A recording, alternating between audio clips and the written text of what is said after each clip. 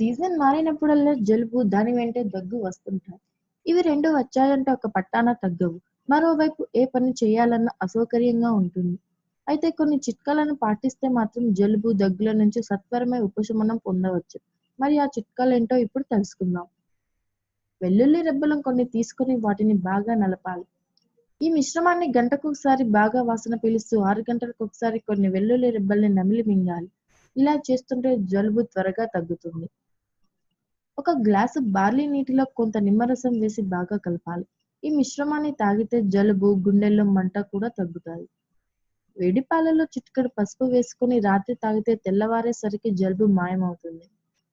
ఉదయాన్నే వేడి వేడి పాలలో మిరియాల పొడి, వీలుంటే శొంఠి కూడా కలిపి తాగితే జలుబు తగ్గుతుంది. తులసి, అల్లం రసం, తేనెలను కలిపి 3 పూటలా సేవిస్తే జలుబు తగ్గుతుంది.